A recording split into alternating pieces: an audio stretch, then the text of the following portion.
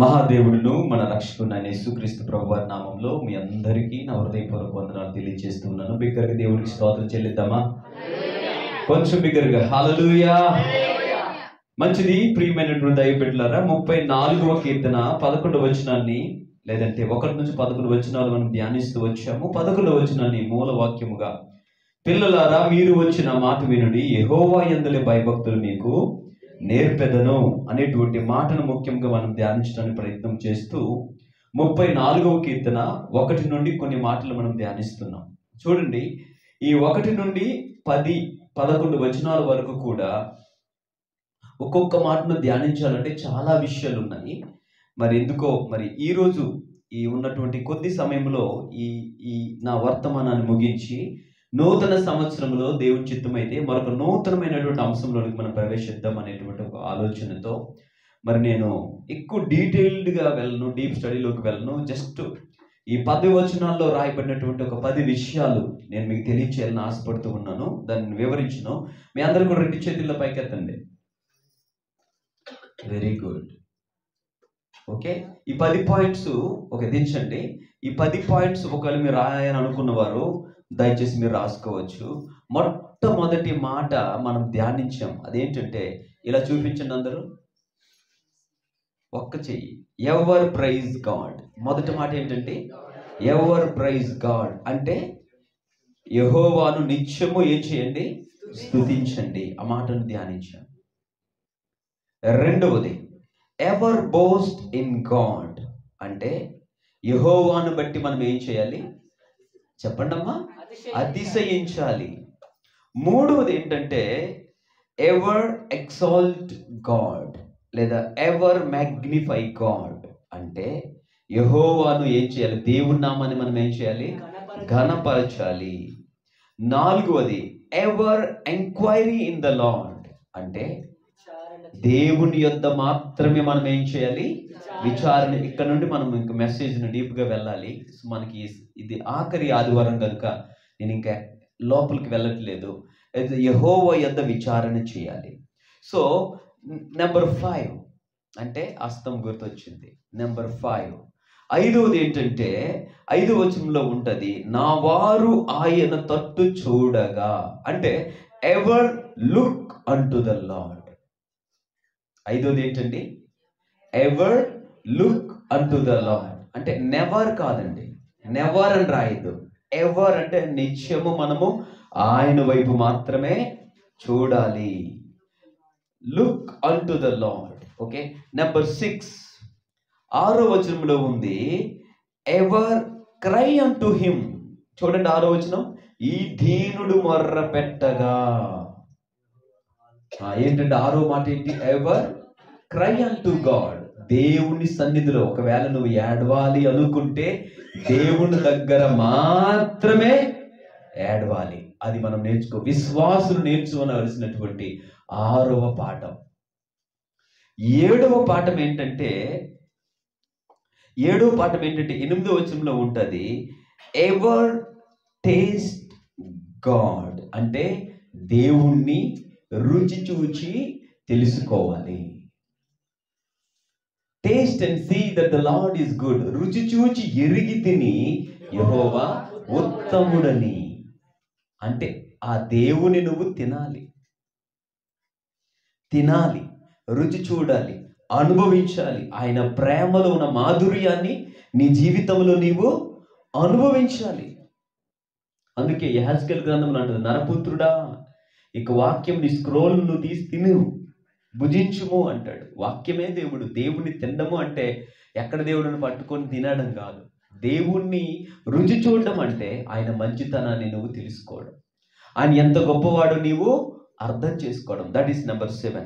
Number 8 ever trust God. 8వ వచనంలో ఉంటుంది యెహోవా రుచి తెలుసుకుని ఆయనను ఆశ్రయించునరుడు ధన్యుడు అని వాక్యంలో ఉంది. Ever trust God. అది ఎన్నోదండి? 8వది. 10వది 9వది ప్రియమైన దేవుని బిడ్డలారా, ఎవర్ సీక్ ద లార్డ్. ఆయనను మాత్రమే నువ్వేం చేయాలి? ఆశ్రయించాలి. లాస్ట్ అండ్ ఫైనల్ 7వ వచనంలోను తర్వాత 9వ వచనంలోను 11వ వచనంలో కూడా ఉంది. అదేంటంటే 7వ వచనం ఏముందండి? యెహోవా యందు భయభక్తులు గలవారి చుట్టూ, అంటే ఆయన యందు భయభక్తులు కలిగి ఉండాలి. 9వ వచనంలో ఏముందండి? యెహోవా భక్తులారా ఆయన యందు భయభక్తులు ఉంచుడి. ఇప్పుడు చదవమ్మా 11వ వచనం. పిల్లలారా మీరు వచ్చిన మాట వినుడి, యెహోవా యందలి భయభక్తులు మీకు నేర్పెదను. ఇలా ఈ 1 నుండి 11 వచనాల్లో 3 చోట్ల 3 సార్లు భయభక్తులు భయభక్తులు భయభక్తులు. అది 10వ పాయింట్. 2 చేతులు అందరూ ఇప్పుడు ఎత్తండి.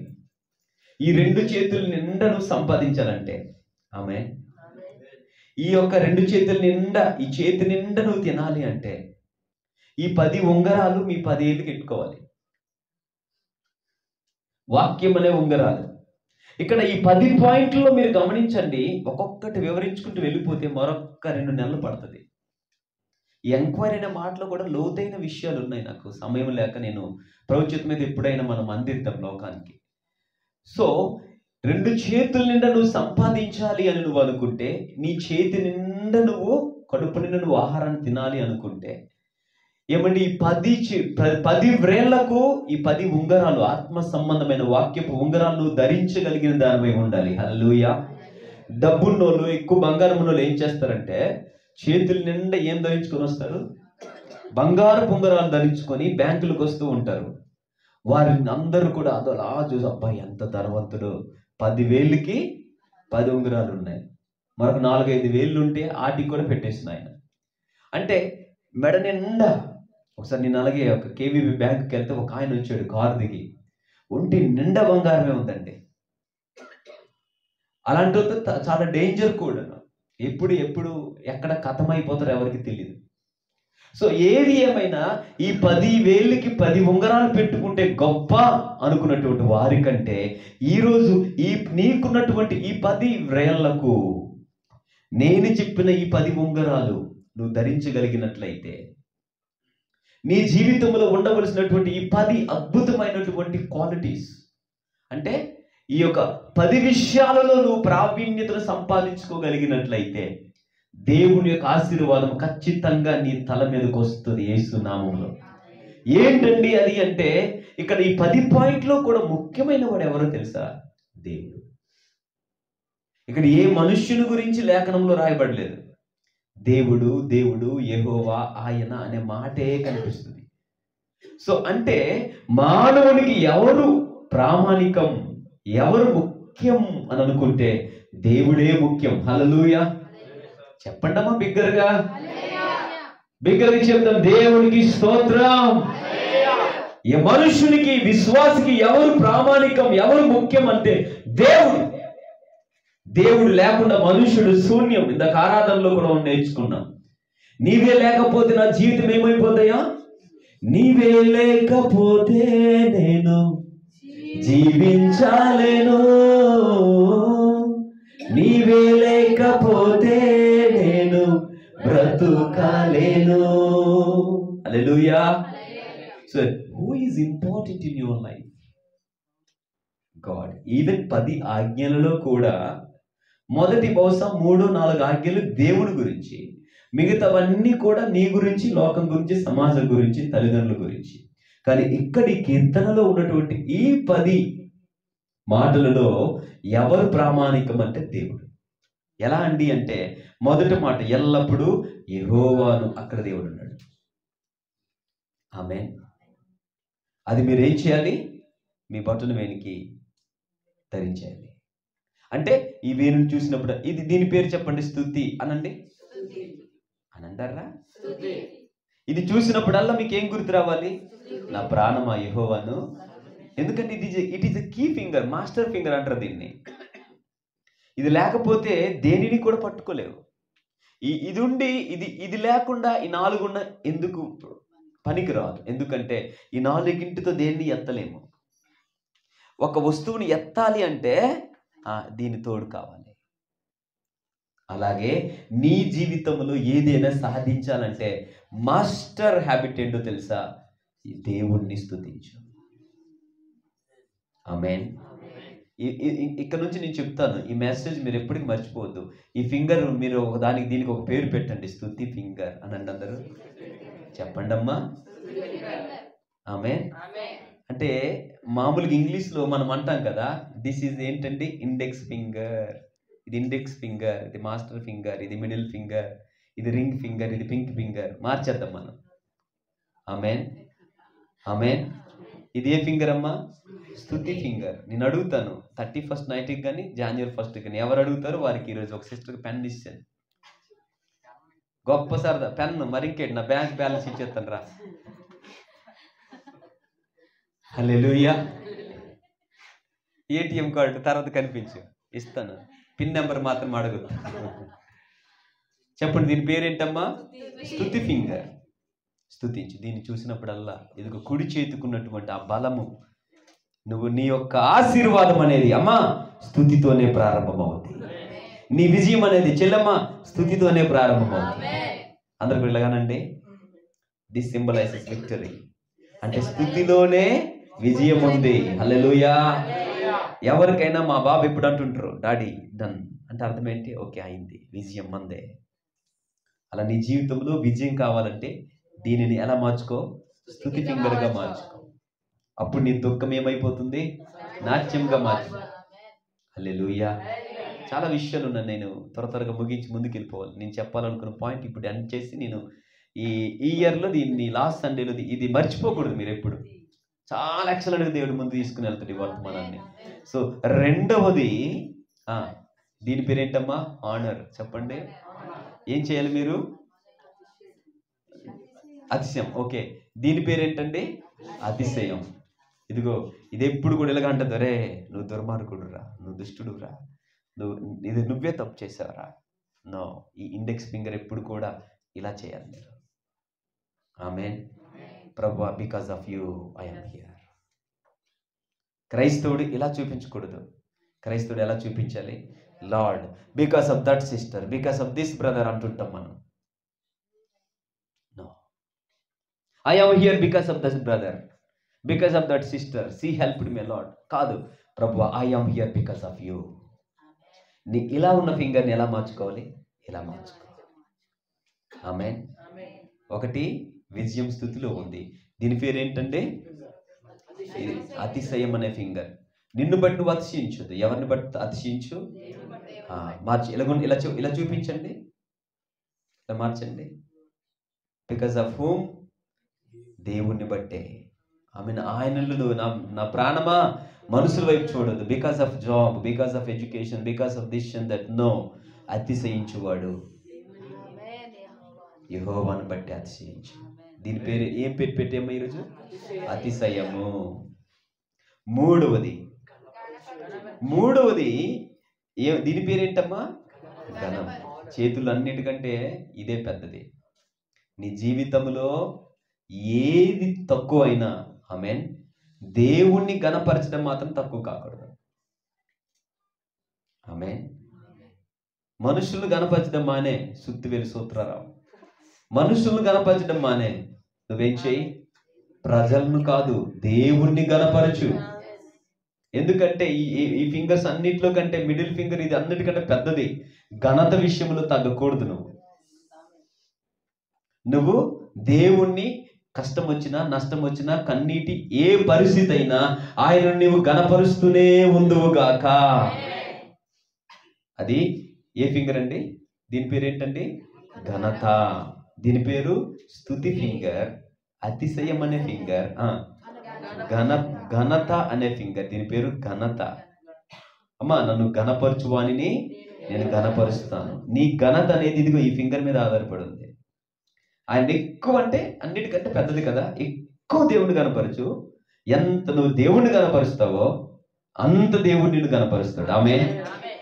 నాలుగవది మనం ఏం నేర్చుకున్నాం? నాలుగవది యెహోవా ఎంక్వైరీ. దీని పేరేంటంటే తెలుసా? విచారణ. విచారము కాదు, కొంతమంది విచారణను విచారముగా మార్చేస్తుంటారు.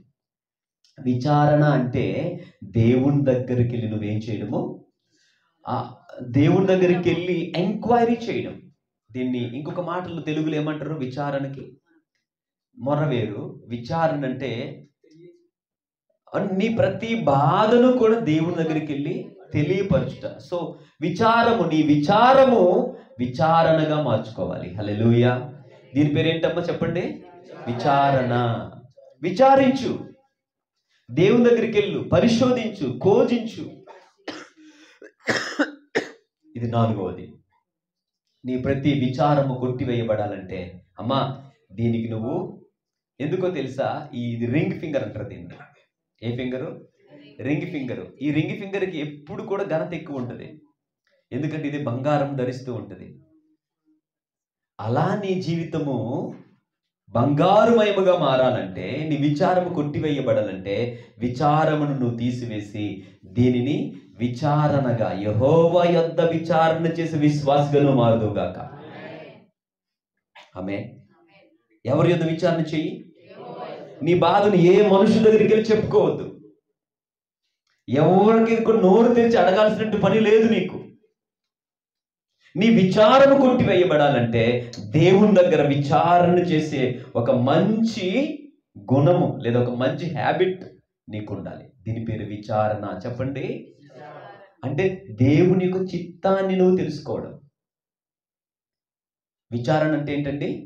దేవుని యొక్క చిత్తాన్ని. ఇశ్రాయేలు ప్రజలు ఏదైనా ఒక యుద్ధానికి వెళ్ళడానికంటే ముందు దేవుని యొద్ద వెళ్ళి ఏం చేసేవారు తెలుసా?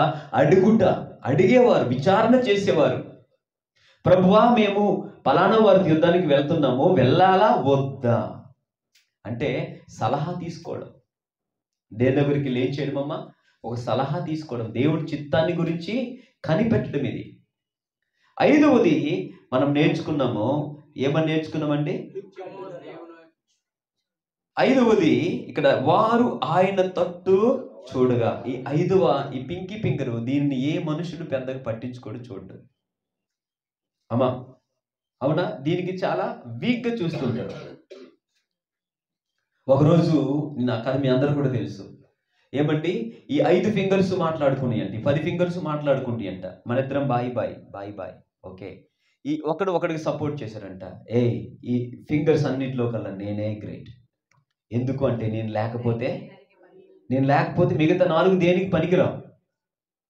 ఒకవేళ ఎత్తాలన్న నేనే, విజయానికి సంకేతం నేనే అని గర్విస్తూ ఉందంట. ఏంటి? ఈ ఫింగర్. తర్వాత ఫింగర్ అన్నదంట, నువ్వేంటి, అసలు నేను గొప్ప అందరికంటే. ఎందుకు అంటే ఎవరినైనా చూపించాలి అంటే, బాబు జాగ్రత్త పడిపోతారు.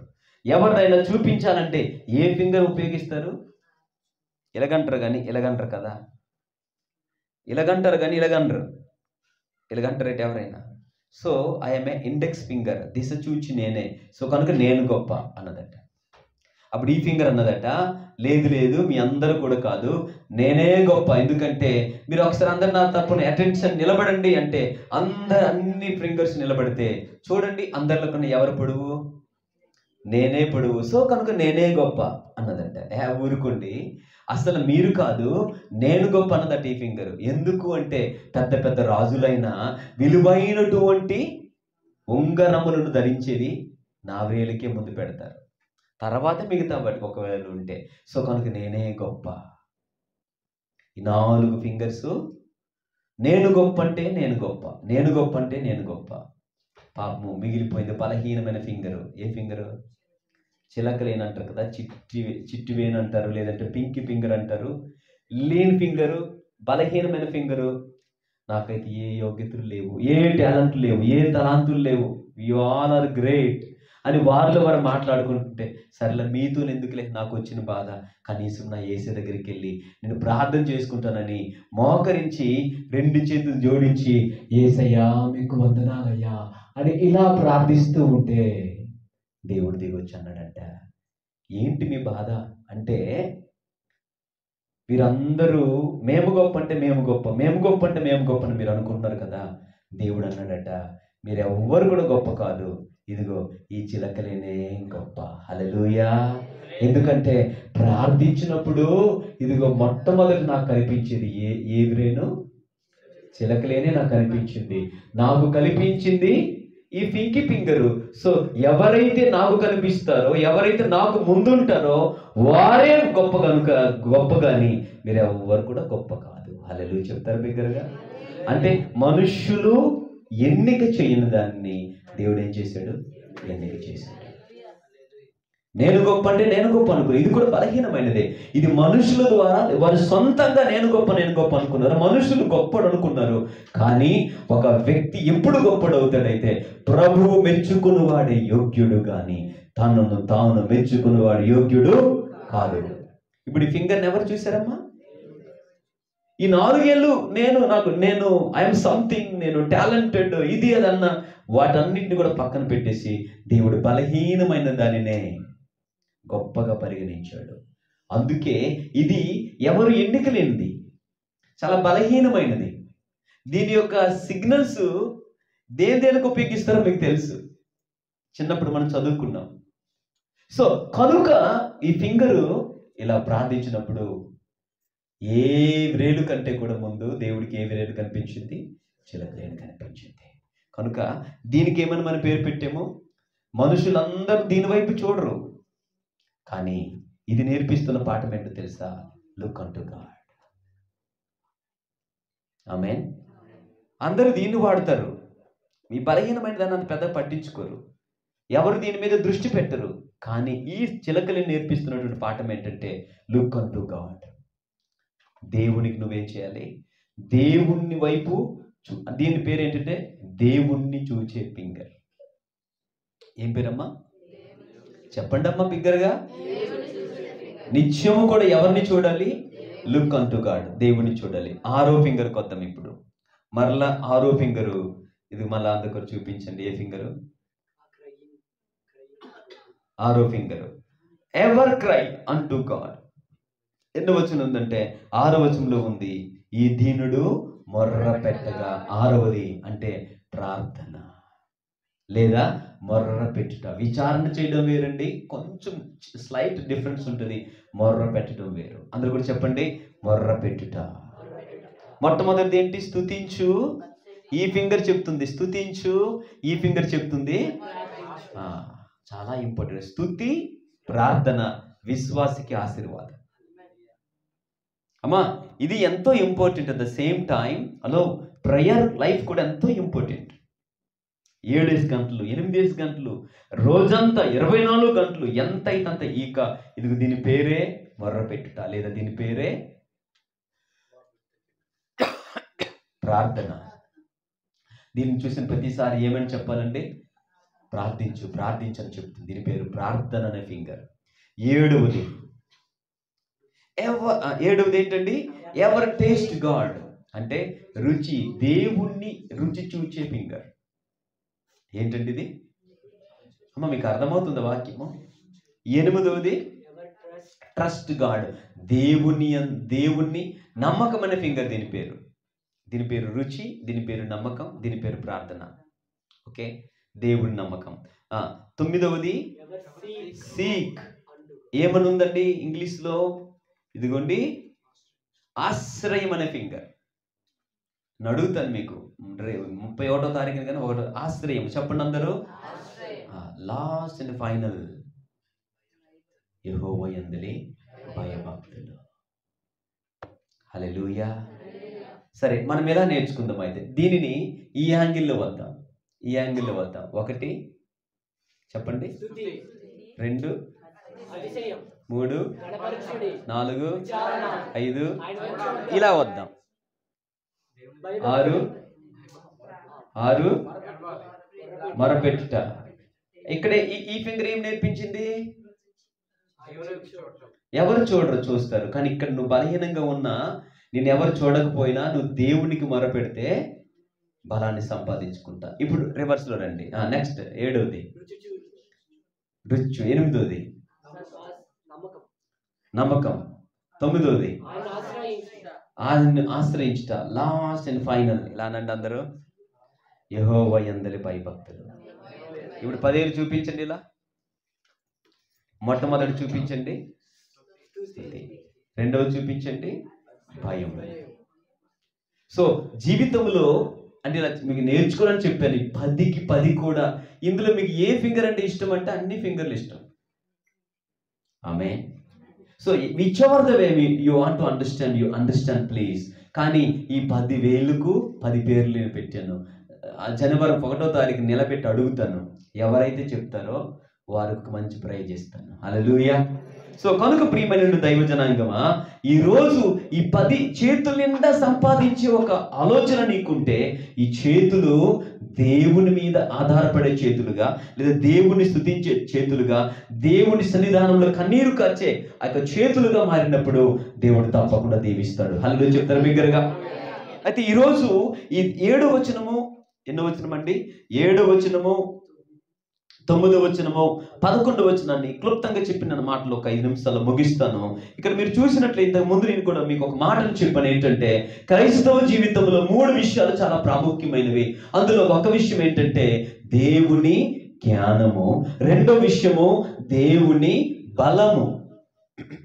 దేవుని జ్ఞానం కావాలంటే మనం ఏం చేయాలి? దైవ గ్రంథాన్ని ధ్యానించాలి. దేవుని అందలి బలాన్ని సంపాదించుకోవాలనుకుంటే ప్రార్థన చెయ్యాలి. అమ్మా, దైవ వాక్య ధ్యానము, దేవుని సన్నిధిలో చేసే ప్రార్థన. ఇదిగో వాక్యాన్ని ధ్యానిస్తే జ్ఞానాన్ని ఇస్తాడు దేవుడు, ప్రార్థన చేస్తే బలాన్ని ఇస్తాడు దేవుడు. అయితే చాలా జాగ్రత్తగా మీరు వినండి. ఈ రెండింటిని కూడా నడిపించేది ఒకటి ఉంది. దాని పేరే దేవుని అందలి భయము. ఆమేన్. ఈ రెండు, ఆ మొదటిది లేకపోతే రెండు కూడా నిన్ను నాశనం చేస్తుంది. బైబిల్లో ఒక వ్యక్తి ఉన్నాడు, అదే మీకు ఇంతకు ముందు కూడా చెప్పాను. ఈ యొక్క దేవుని జ్ఞానం కలిగినటువంటి వ్యక్తి, అత్యధికమైనటువంటి జ్ఞానవంతుడు బైబిల్ ఎవరంటే సొలొమోను. సొలొమోనుకి దేవుని జ్ఞానం ఉంది కానీ ఏం లేదు, దేవుని భయము లేదు. అందుకే 300 మంది భార్యలను, 700 మంది ఉపపత్నులను చేసుకున్నాడు. భయము లేదు. తర్వాత ఏమైందో తెలుసా? వారి భార్యలు సొలొమోనును దేవుని యొద్ద నుండి త్రిప్పివేశారు. అన్నీ ఉన్నాయి కానీ ఏం లేదు, ధనం ఉంది, కోటలు ఉన్నాయి, ఆస్తులు ఉన్నాయి, అంతస్తులు ఉన్నాయి, దేవుని భయం లేదు. జీవితం అలా వెళ్ళిపోయింది. మీకు ఒక విషయం చెప్తున్నాను వినండి. సొలొమోను అనే మాటకు అర్థమేంటో తెలుసా? దానికంటే ముందు ఈ దేవుని భయం అనేటువంటి మాట హిబ్రూలో ఏ పదం వాడారంటే ఇరాత్ అడోనాయ్ అన్నారు. ఏంటండి చెప్పండి అందరూ? ఇరాత్. చెప్పండి, ఇరాహ్ అనండి. ఇరాన్, ఇరాక్ ఉంది కదండి. ఇరాన్, ఇరాక్, ఇరాత్, ఇరాత్. చెప్పండి అందరూ. ఇరాత్ అంటే అర్థం ఏంటో తెలుసా? దేవుని అందలి భయము. దాన్ని ఏమన్నారంటే రెవరెన్స్, AWEO అన్నారు. Respect for God's majesty and holiness. So చూడండి, దేవుని భయము, ఈ రా అనేటువంటి పదము, ఇది భయానికి సాదృశ్యం కాదు. భయం అంటే అలా పామును చూసో, లేదంటే కప్పను చూసో, లేదంటే పిచ్చుకను చూసో, దెయ్యాలంటే ఒక భయం వస్తుంది చూడండి, ఆ భయము కాదు. చాలా మంది భక్తి చేస్తుంటారు, అమ్మో మేము ఇలా చేయకపోతే మా దేవుడు మాకు కీడు చేస్తాడేమో అని చెప్పి చాలా మంది భక్తి చేస్తుంటారు. వారికి సంబంధించినటువంటి ఒక వ్యక్తినో ఒక మతాధికారినో పిలిచి వారింట్లో పూజలో ఏవో మొత్తానికి చేయించుకుంటూ ఉంటారు. ఎందుకంటే ఇలా చేయకపోతే ఆ దోషం వచ్చేస్తుంది, ఇలా చేయకపోతే కీడు కలుగుతుంది, మా కుటుంబం నాశనం అయిపోద్దని. ఆ భయంతో చాలా మతాలలో చాలా మంది మతస్థులు అలాంటి రకమైన భయంతో వారు పూజ చేస్తూ ఉంటారు, భక్తి చేస్తూ ఉంటారు. అమ్మో అమ్మ అమ్మ అపచారం అపచారం అంటుంటారు. అమ్మ మీకు అర్థమవుతుందా? ఇది ఏ భయం అంటే ఇది ఆ రకమైనటువంటి భయానికి సంబంధించిన మాట కాదు.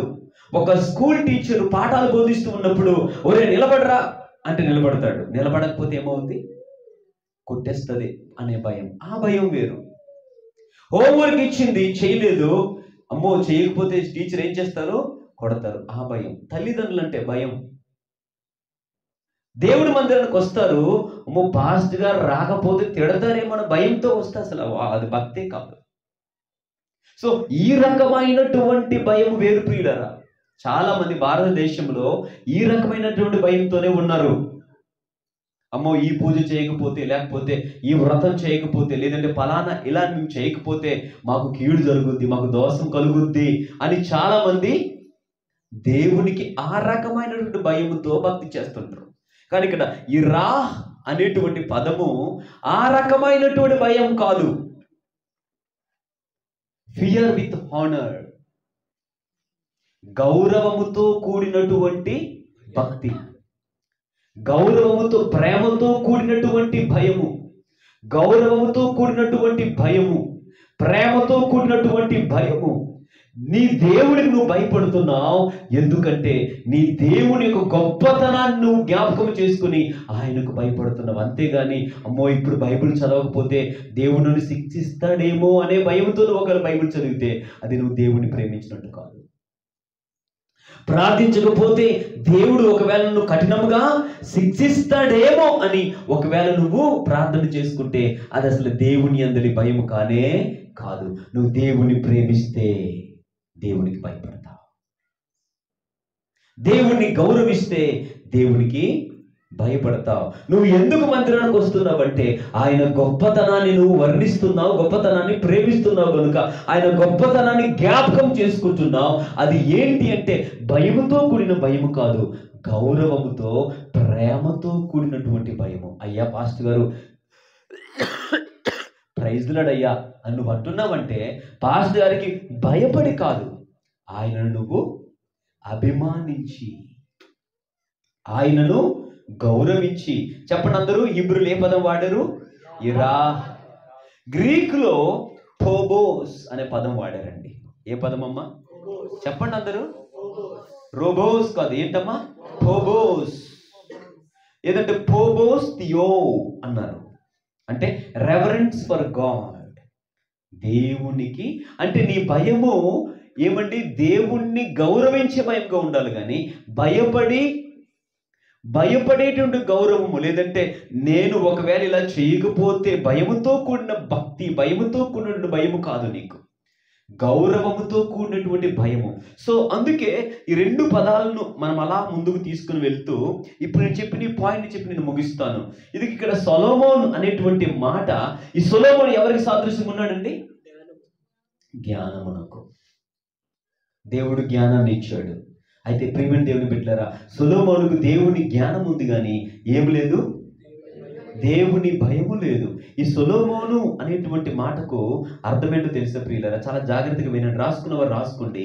సొలొమోన్ అనేటువంటి మాటకు అర్థం ఏంటంటే పీస్ఫుల్. ఏంటండి? పీస్ఫుల్ అనగా శాంతి, సమాధానము. ఈ సొలొమోన్ అనే పదానికి మరొక అర్థం ఏంటో తెలుసా? పీస్ బ్రింగర్. చెప్పండి అందరు బిగ్గరగా.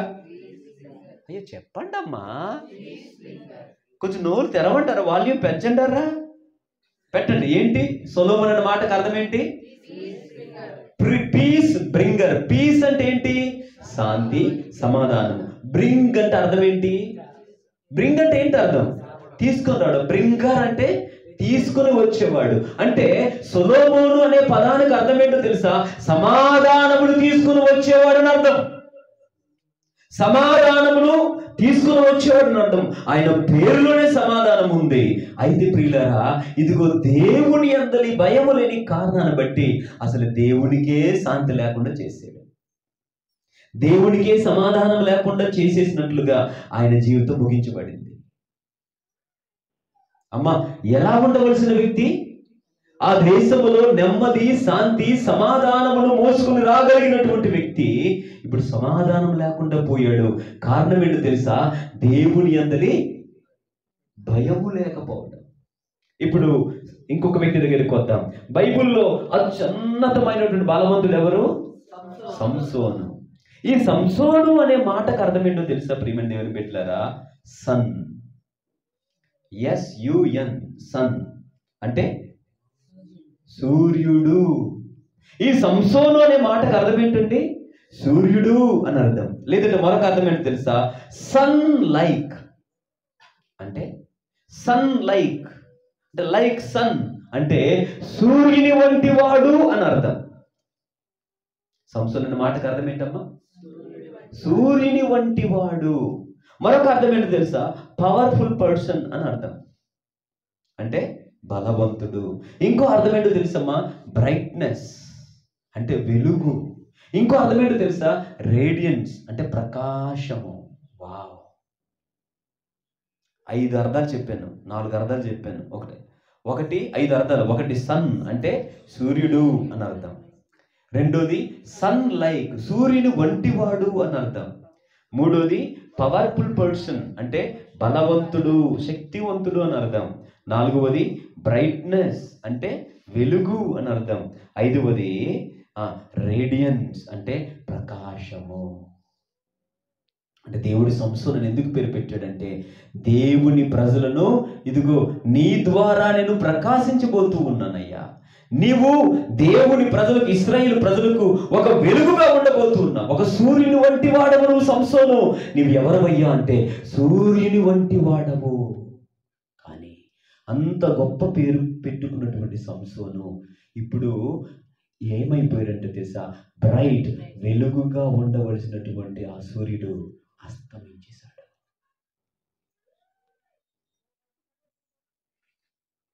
ఆ సూర్యుని యొక్క వెలుగు కనుమరుగైపోయింది. వెలుగుగా ఉండవలసినటువంటి ఆయన, ప్రజలను వెలుగులోనికి తీసుకుని రావలసినటువంటి ఆయన, చీకటైపోయింది జీవితం. రాలిపోయాడు. ఆకాశంలో సూర్యుని వలె ప్రకాశించవలసినటువంటి ఆ సంసోను అస్తమించేశాడు. ఉదయించవలసినటువంటి సంసోను ఏమైపోయాడమ్మా, అస్తమించాడు. ఇప్పుడు కారణం ఏంటో తెలుసా, సంసోనికి బలం ఉంది కానీ ఏం లేదు, దేవుని భయం లేకపోతే నువ్వు అస్తమించేస్తావు, జాగ్రత్త. విజయనగరంలో పాస్టర్ గారు ఉన్నారంట, ఈ విషయాన్ని చెప్తున్నాడు, క్షమించండి. చాలా అద్భుతమైనటువంటి గాయకుడు, మంచి ఆరాధికుడు, బలమైనటువంటి వాక్యాన్ని బల్ల గుద్ది మరి చెప్తాడు. చెప్తుంటే ఒక్కొక్కరు కన్నీరు కారుస్తూ ఉంటారు. కానీ సభ అయిపోయిన వెంబటనే కారులోనే పెట్టుకుంటాడంట. ఏంటి, ఆయనకి జ్ఞానం ఉంది, బలం ఉంది, బలంగా వాక్యం చెప్పగలడు, కానీ ఏం లేదు. వచ్చినందుకు ఒక 10-20 వేలు ఆయనే ఇచ్చి వెళ్తాడట. అన్నీ ఉన్నాయి, 5వ తనం లేదు అంటుంటారే. అదే నేను చెప్తున్నాను.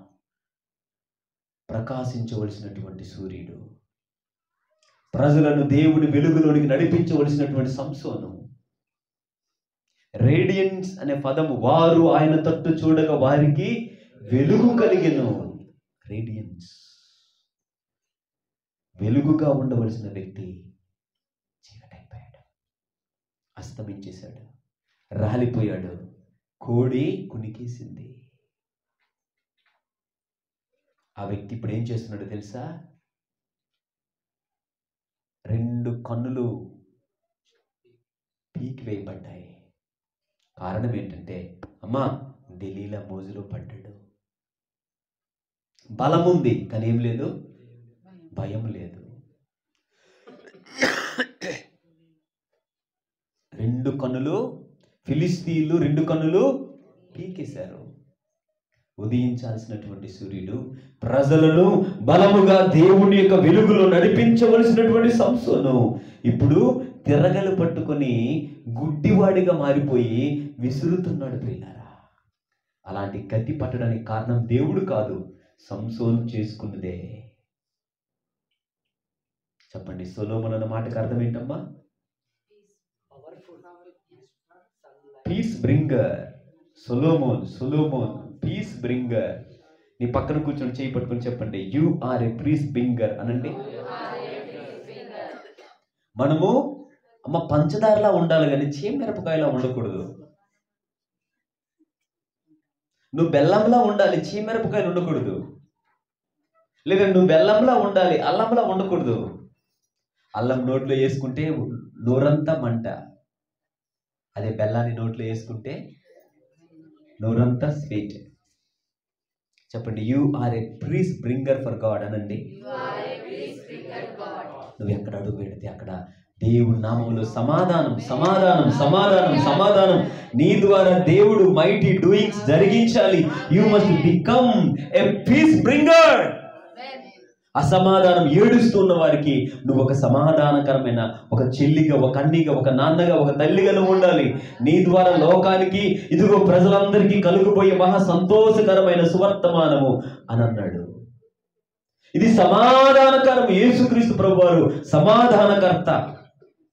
సో ఇక్కడ సొలొమోను ప్రజల ఆ యొక్క రాజ్యంలోనికి ఏమండి సమాధానమును తీసుకుని కలిగిన రావాల్సినటువంటి ఆ వ్యక్తి దేవుని భయం కోల్పోటును బట్టి ఏమండి ఆయనకే సమాధానం లేకుండా పోయింది.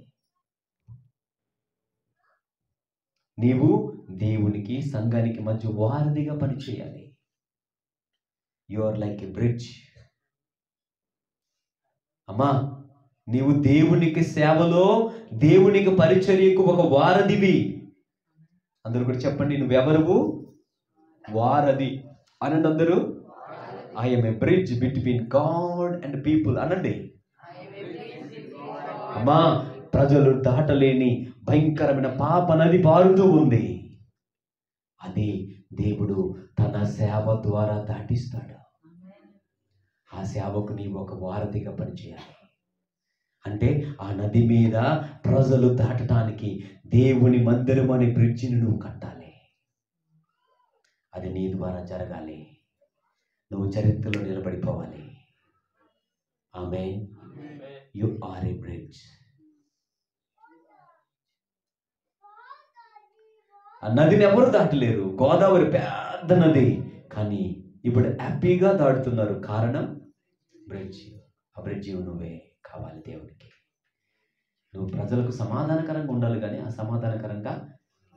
రెండవది, ఇక్కడ దేవుని కృపలో ఒక సూర్యుని వలె ప్రకాశించవలసినటువంటి సంసోను అమ్మా కనుమరుగైపోయాడు. ఎందుకు? కారణం ఏంటన్నాను? చెప్పండి అమ్మా, కారణం ఏంటి? ఇలా మారిపోవడానికి కారణం ఏంటి? ఈయనకి జ్ఞానం ఉంది, భయం లేదు. ఈయనకి దేవుని బలం ఉంది, భయం లేదు. మరొక వ్యక్తి ఉన్నాడు, రెండూ లేవు. యోసేపు. ఆమేన్. వేసుకోవడానికి కనీసం షర్ట్ కూడా లేదండి. పొతిఫర్ భార్య పిలుస్తూ ఉంటే నిన్ను ఎవరు చూసినా చూడకపోయినా ఎవరు చూస్తున్నారు? దేవుడు చూస్తున్నాడు అని. ఆయనకి జ్ఞానం లేదు, చాలా బలహీనుడు, బలం లేదు, కానీ ఏముంది చెల్లెమ్మ? దేవుని భయం ఉంది. ఇప్పుడు చెప్పండి, ఈ ముగ్గురులో ఎవరు జ్ఞానవంతులు? యోసేపా? మీ మైండ్లు పనిచేస్తున్నాయా అసలు? ఈ ముగ్గురులో ఎవరు జ్ఞానవంతులు? సొలొమోను. ఎవరు బలవంతుడు? ఈ రెండు కూడా లేని వ్యక్తి ఎవరు? యోసేపు దగ్గర అధికారం ఉందా? బలం ఉందా? జ్ఞానం ఉందా? రాజ్యం ఉందా? ఈ ముగ్గురులో ఎవరు బలహీనులు? ఎవరు బలవంతులు? సంసోను, సొలొమోను. అధికారం ఉంది, సమస్తం ఉంది. అన్నీ ఉన్నాయి యోసేపుకి. అన్నీ ఉన్నాయి ఎవరికి? సంసోనికి.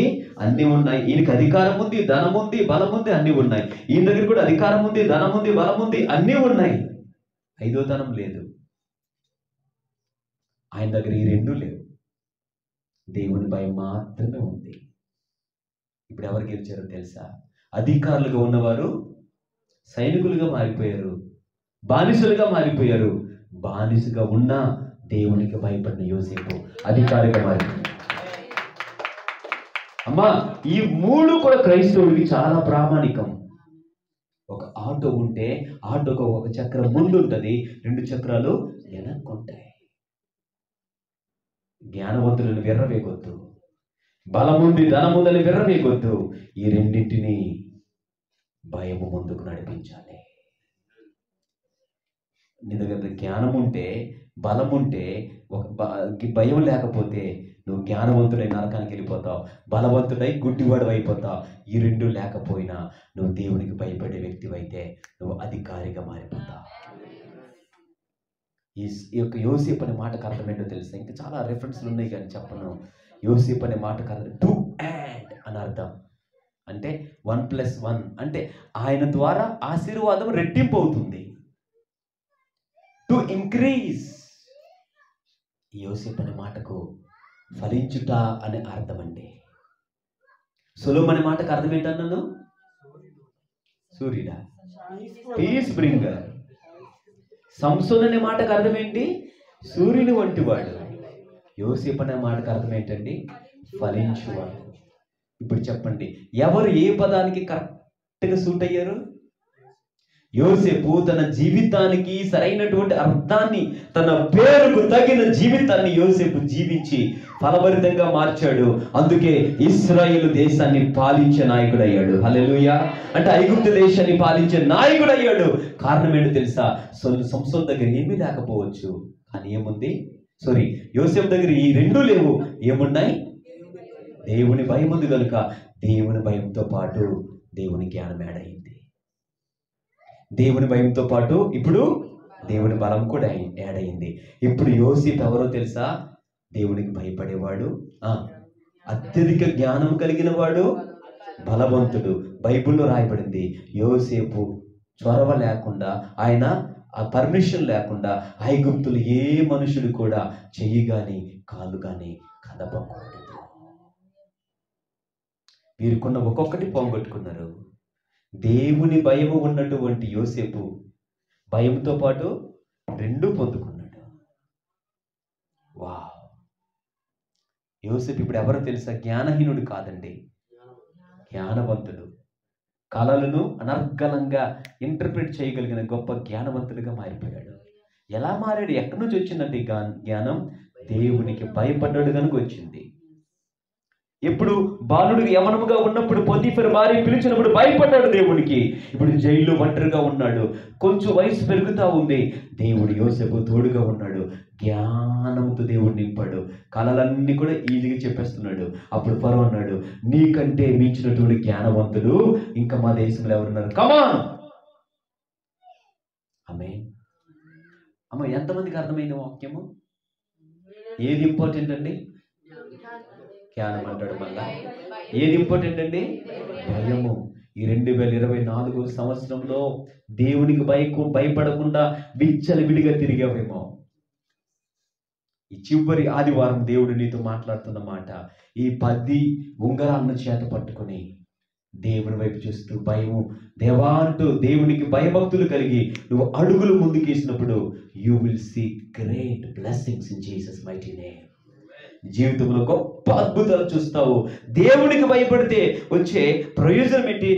బెనిఫిట్ నెంబర్ 1 చూడండి, 7వ వచనంలో ఉంది, యెహోవా యందు భయభక్తులు గల వారి చుట్టూ ఆయన దూత కావలి ఉండి వారిని రక్షిస్తుంది.